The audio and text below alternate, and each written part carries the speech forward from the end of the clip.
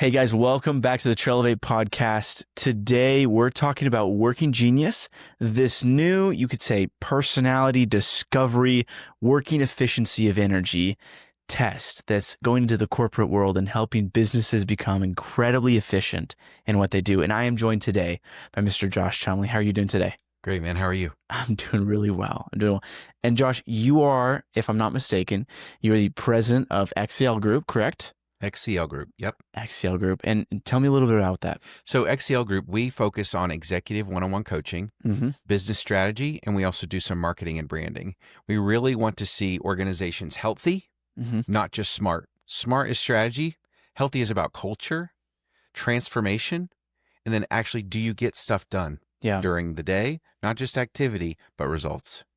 What's your guys' target market? Like if this is the type of business, they have this characteristics, that is your prime market, you can help them tremendously in where they're going. Well, we honestly work with an array. We go from nonprofit to for-profit, and we want to work with leaders that are actually going to do something with what the coaching we provide. We could give you another book. We could give you another podcast, but are you going to do something with what we're telling you? We're a very direct, authentic organization. So we don't do a lot of fluff. You know, we want to encourage and coach and support, but we're going to be very direct about it. Yeah. Because time is money. It is super true.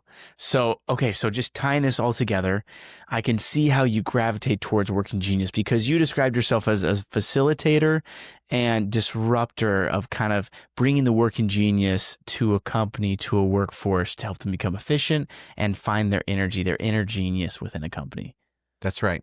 So really, I heard you say something, but I'll give some context. You even mentioned personality assessment. Yeah. It's only 20% personality. It's 80% productivity. How does a team become a functional team? By valuing someone's gifting. Their energy goes into certain places on a project, a focus area. We always bring our genius to the table. So we need to know what those geniuses are, what our frustrations are. Because we all have them. As much as we want to convince ourselves that we're good at everything, maybe. No, there's certain places I have more of a sweet spot. Right. So within Working Genius, there is an acronym called WIDGET. And WIDGET is wonder, invention, discernment, galvanizing, enablement, and tenacity. Within that, if you picture that, like, what the heck does that mean? Well, picture if you're in an airplane. A wanderer is more 30,000 feet, not hierarchy, about how we think about big questions. Why are we doing this podcast right now? Why do you care about Working Genius? Those are wonder questions. What would it look like if we instituted Working Genius at Trelevate? That's a wonder type question. Right. And then an invention goes into a 25,000 feet. So we're still in the clouds, right? Well, the inventor hears those questions and they invent things based off of what questions they heard. The discernment part of the team, the discerner like me, which is what I'm a discerner, I will hear those ideas and immediately I have an opinion, a gut instinct about what could work on instituting Working Genius at Trelevate, for example, if that was the question, right?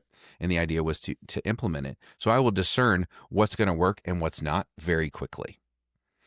From there, we need somebody to rally the team, right? And what's your Working Genius? I'm a TG. Okay. So a fellow galvanizer, we like to be on podcasts and get you to do something. That's what a galvanizer does. That's the goal. Galvanizers love to bring people together and be like, we need to take action on this. Well, now that we've wondered, we've invented, we've discerned, and we've rallied, we need someone to help us do that. We need someone to set up Working Genius trainings. Well, we need to look at calendars and travel and whatever it is. So this enablement person actually wants to just help the team. They thrive in it. Lastly is tenacity. Someone that's tenacious wants to see it happen. They want to see the Working Genius training happening, if we're going to use this example. Sure. So they will start to look at, okay, what are all the factors that can stand in our way of actually implementing this plan? Right. Getting that plane from 20,000 feet all the way down to the ground, landed. They're 5,000 to the ground. They crave wheels on the ground. So that's widget in a nutshell. Mm-hmm. And there's a lot of intricacies within that, as you know, and how we approach each other. But we need to value our genius, but we also need to value the other person's genius and admit when we're working on our frustrations, which we're all going to do every day. My frustrations are invention and tenacity. So can I do that really well? There are some areas I can really invent and really be tenacious. Do I want to do it all day? No. Will I? Yes. And I will work hard at it. But if I could find out another person that's a tenacity, right? What were you again? Yeah, TG. Right. So then I'm like, oh, that's his sweet spot. He's going to think about how to execute this podcast differently than I probably could. So I'm going to value that and bring them in on the team. Yeah. So, I mean, Working Genius is a whole nother world. You're unpacking something that somebody maybe has never heard about. And of course, if you want to find more about Working Genius, it'll be in the description below.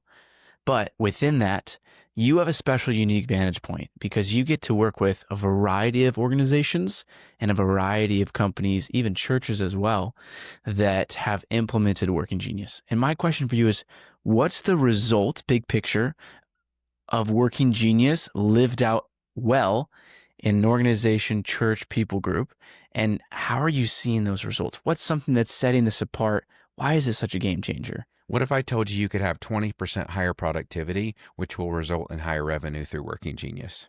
Sounds great. Okay, that's what can happen because you get better collaboration, you get the right minds in the room, and here's one of the most practical parts of Working Genius. You actually have better meetings to get stuff done because we're not meant to be solopreneurs in an organization. We're meant to work on a team. If you want to be a solopreneur, go start your own business, but you work on a team.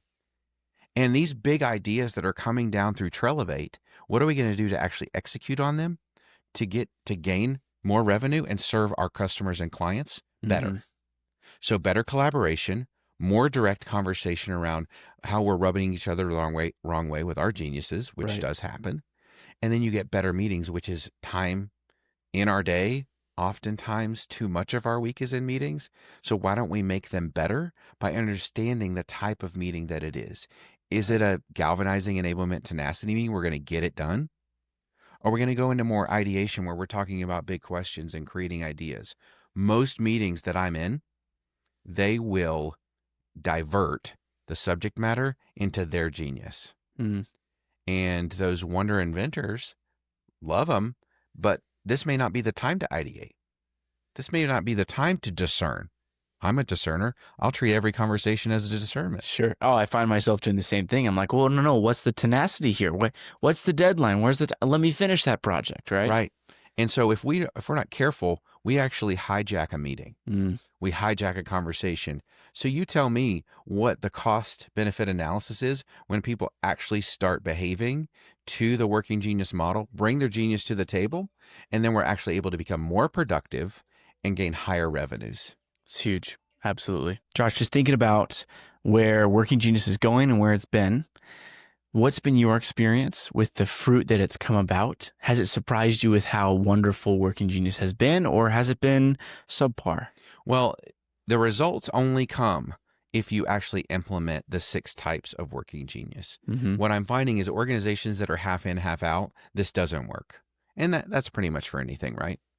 So those who actually do it, they start valuing, like I said, the team members, the leaders that they're working with in a different way because there's a better level of understanding. So organizational health is actually the competitive advantage. People think it's strategy. Well, if we can just get smarter with marketing and sales and operations, we'll be better. Sure, but more often than not, if you're a healthy organization, which has clarity about where they're going, and Working Genius brings about clarity for a team.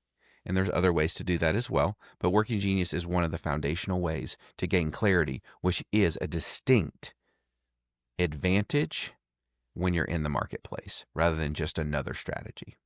That's a big deal. It's a huge deal. I really appreciate you sharing today, just your thoughts about Working Genius, its productivity. So I really appreciate it.